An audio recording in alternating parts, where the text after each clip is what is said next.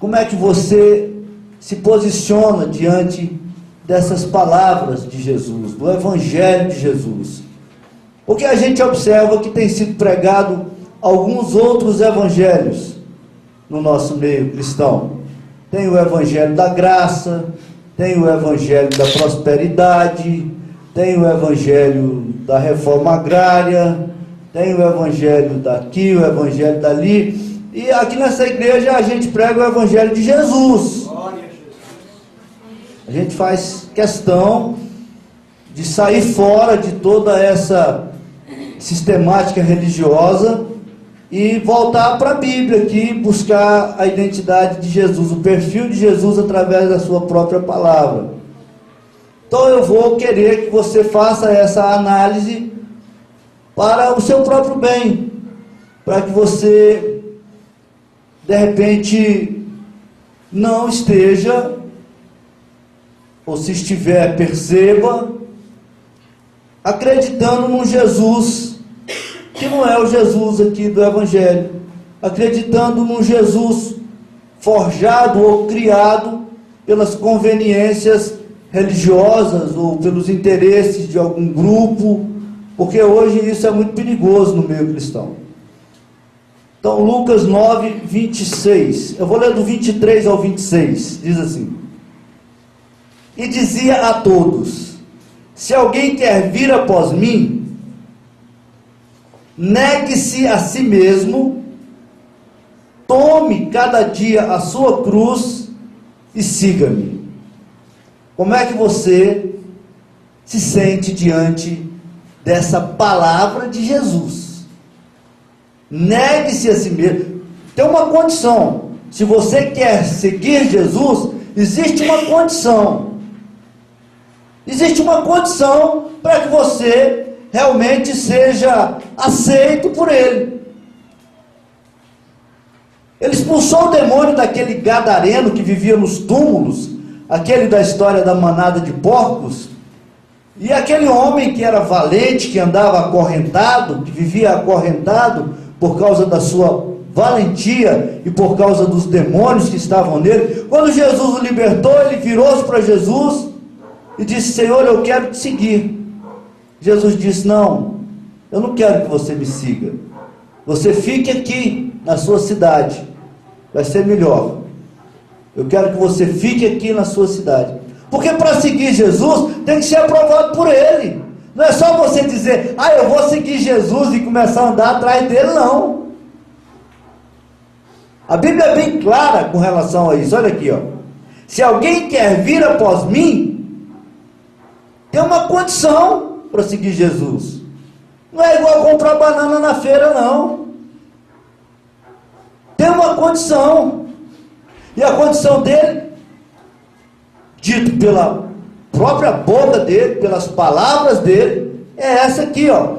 Se alguém quiser vir após mim, vírgula, negue-se a si mesmo, tome a cada dia a sua cruz e siga-me.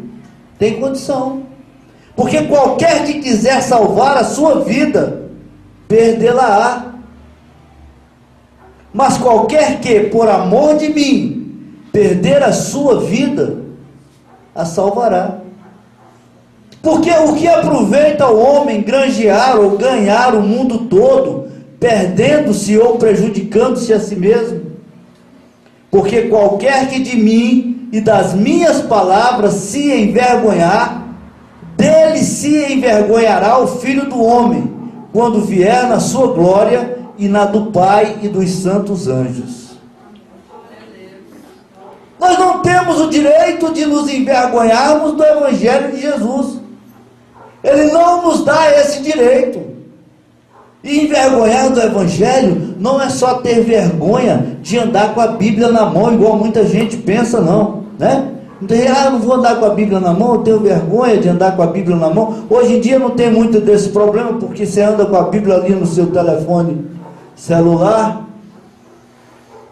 Mas ter vergonha da palavra de Jesus, ter vergonha de Jesus, é se envergonhar das coisas que Ele diz, com relação ao inferno, por exemplo, com relação a sangue, a sangue que perdoa pecado. Com relação a pecado, essa palavra pecado, que as pessoas hoje, elas têm vergonha, nem mesmo nas igrejas se ouve falar essas coisas. As pessoas falam de prosperidade, de conquista da terra, de pisar na cabeça do inimigo, de conquistar o mundo, de calçar a meinha da paz e onde você pisar é seu, de beber o copo da água ungida e virar super-homem. As pessoas falam essas coisas, mas de pecado, de arrependimento, de quebrantamento, de humilhação, que são na verdade as palavras de Jesus, dessas ninguém fala, porque as pessoas têm vergonha de Jesus nesse tempo. E aí que eu quero que você entre, que você se situe, que tipo de cristão que é você.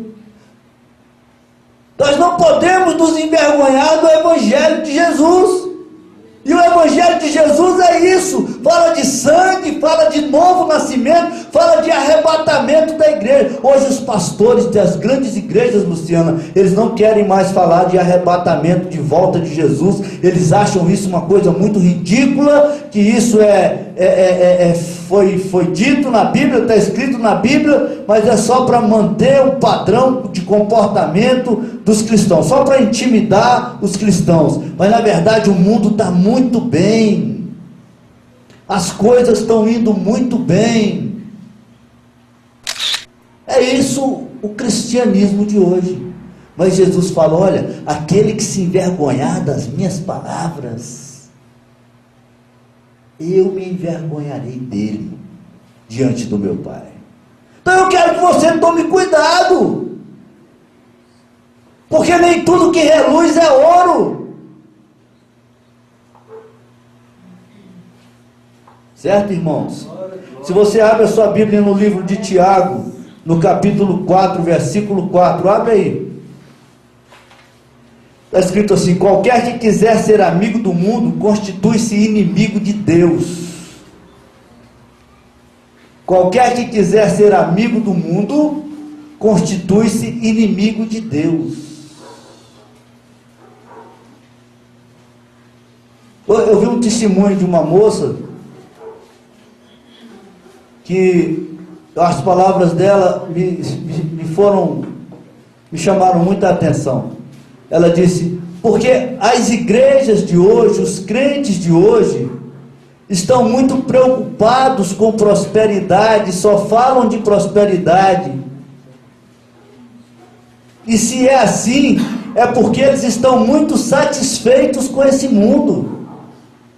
Se eles estão querendo só conquistar as coisas desse mundo, é porque na verdade eles estão muito satisfeitos com esse mundo. Uma jovem de uns 19 anos falou isso diante de uma multidão, uma cantora que eu nem lembro o nome. Isso é uma verdade. E a Bíblia é muito clara, e ela fala aqui, ó: a amizade do mundo constitui-se inimizade de Deus.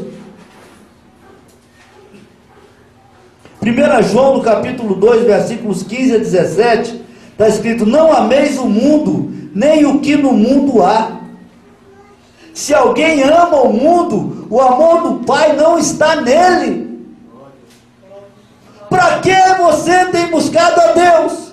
Para resolver seus problemas dessa vida, nesse mundo? Ou você entendeu o Evangelho segundo Jesus Cristo, que fala de perdão de pecado, que fala de reconciliação com Deus, que fala de juízo final, que fala de vida eterna? Você já está ligado nesse Evangelho de Jesus? Glória a Deus, aleluia. É esse o motivo de você estar na igreja?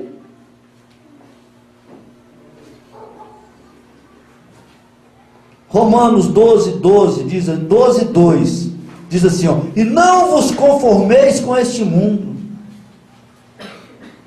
Não vos conformeis com este mundo, Aqui não está dizendo, olha, você será cabeça no mundo. Coloca a mão no ombro do seu irmão e diga para ele, você vai pisar nos seus inimigos e vai conquistar os seus territórios. Onde você colocar o seu pé será seu. Deus vai entregar na sua mão. As riquezas do mundo estão disponíveis para você. Está dizendo isso aqui? Não. Isso foi dito lá no Antigo Testamento, na Velha Aliança, antes da vida de Cristo. Agora não. Na época da igreja não é assim que funciona, não. Na época da igreja o papo é outro. O negócio é outro. É de outro lado. É de outro jeito. E não vos conformeis com este mundo. Não tenha prazer neste mundo. Não esteja acomodado com as coisas deste mundo. É isso que a Bíblia diz. 1 Pedro capítulo 1 versículo 14 diz assim: como filhos obedientes, não vos conformando com as concupiscências que antes havia em vossa ignorância. Aqueles que estão em Cristo Jesus são nova criatura. As coisas antigas, as coisas velhas têm que ficar para trás. Eis que tudo se faz novo para aquele que está em Cristo. Evangelho de João capítulo 18 versículo 36, Jesus dizendo: o meu reino não é deste mundo. Isso é a palavra de Deus. Jesus, com a sua própria boca, com as suas próprias palavras, dizendo diante ali de Pôncio Pilatos: o meu reino ele não é deste mundo, eu não tenho parte com esse mundo.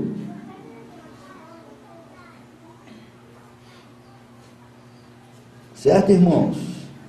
João no capítulo 15, versículo 18 e 19 diz assim, ó. Esse eu vou ler aqui, que é muito interessante. É o próprio Jesus dizendo também. João 15, 18 e 19. Se o mundo vos aborrece, sabei que primeiro do que a vós, me aborreceu a mim. Se vós fosseis do mundo, o mundo amaria o que era seu. Mas porque não sois do mundo, antes eu vos escolhi do mundo, por isso é que o mundo vos aborrece. O mundo tem te aborrecido, ou você tem vivido para obter honra? Você tem vivido a sua vida para conquistar reconhecimento familiar, social? O que você espera de Deus é reconhecimento. O que você espera de Deus é honra para a sua vida nesse mundo.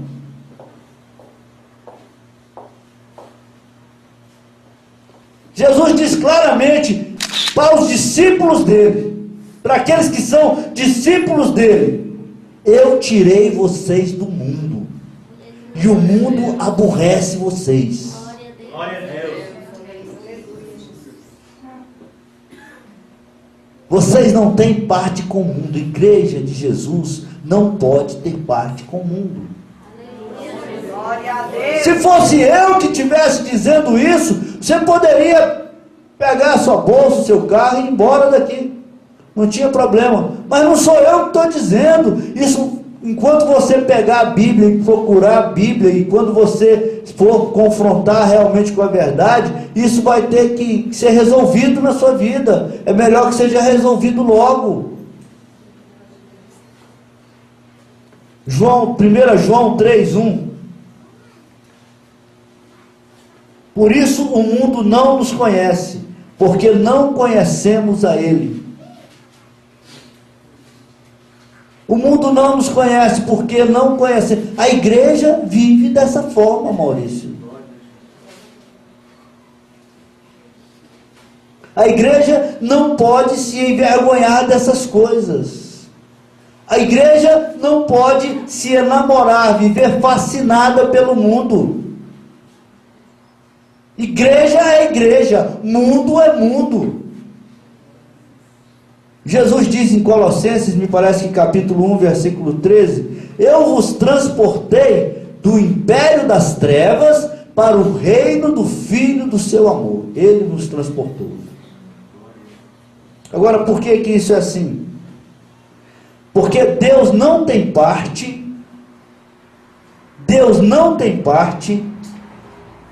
com alguns sentimentos desse mundo. Tem sentimentos nesse mundo, existem sentimentos nesse mundo que são abomináveis a Deus.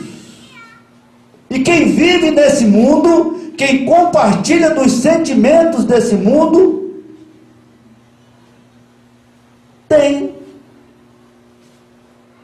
sente, vive em função disso que é abominável para Deus, desses tais sentimentos. Todo mundo conhece. O orgulho, por exemplo, Deus abomina esse sentimento, ele é abominável para Deus. A ambição é um sentimento satânico, demoníaco. A usura é demoníaco. Os demônios, eles estão por trás desse sentimento de usura. O usurento pode ir atrás que ele é um possesso. A vaidade são sentimentos que o mundo cultiva e divulga, abominável para Deus. Deus quer a humildade, não a vaidade. Ele diz: humilhai-vos, pois, diante da poderosa mão de Deus, que a seu tempo vos exaltará. Ele a seu tempo vos exaltará. O ciúme é um sentimento abominável para Deus. A inveja, você sabe quem está por trás da inveja? São os demônios. Quando você vê uma pessoa invejosa, você pode ir atrás que ela está possessa. E os demônios é que estão articulando esse sentimento nessa vida. A ira de Caim, que matou Abel. Deus abomina a ira. São sentimentos diabólicos, divulgados, cultivados pelo mundo, que são abomináveis por Deus. É por isso que Deus não quer conversa com o mundo, porque o mundo tem essa marca diabólica, satânica. É por isso que está escrito aqui em João 15: se vós fosseis do mundo, o mundo amaria o que era seu, mas porque não sois do mundo, antes eu vos escolhi do mundo, é por isso que o mundo vos aborrece. Por isso que ele tira a igreja do mundo. Ele tira a igreja do mundo. Glória a Deus. A igreja não faz parte do mundo. A igreja é perseguida pelo mundo, porque Deus quer limpar da igreja esses sentimentos abomináveis a Ele.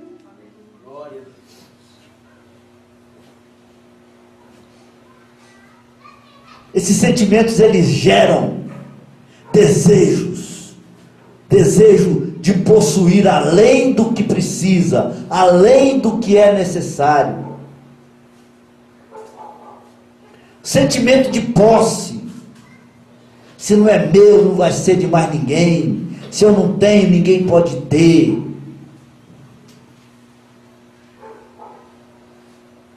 É meu, ninguém pega, ninguém toca. Eu mato pelo que é meu. Sentimento de posse gera esses argumentos, essas posições. Vontade de ter tudo que puder ter. Eu quero ter tudo, é o saco da ambição que nunca enche. A pessoa tem. Você vê esses políticos brasileiros? Quantas crianças necessitadas? E esses homens roubando bilhões que nós não conseguimos nem entender a quantidade de dinheiro que esse povo tem roubado. Isso é bom? Isso é ruim. É por isso que Deus não tem parte com esse mundo.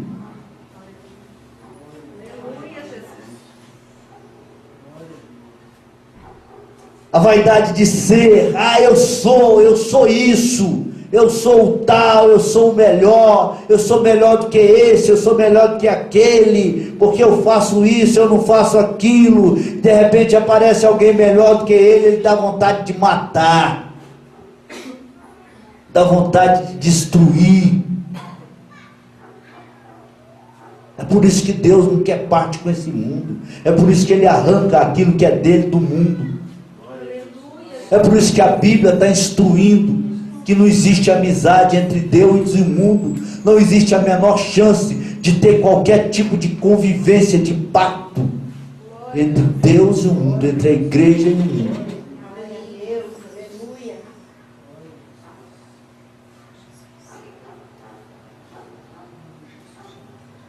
Tudo isso são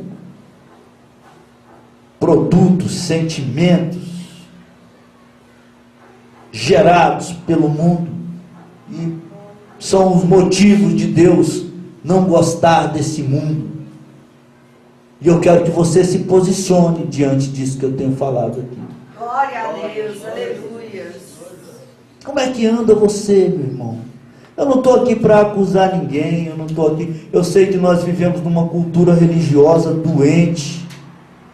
Eu sei que nós aprendemos que Deus é responsável por todas as coisas, que Deus salvou o mundo, que Deus está por trás de tudo isso, e muitas vezes a gente não entende os critérios de justiça, porque a gente confunde, nossa mente é confundida pelas teologias, pelos sistemas religiosos, mas a Bíblia ela é clara, ela fala, olha, eu vou arrancar um povo do mundo para ser o meu povo. Deus não tem parte com esse mundo.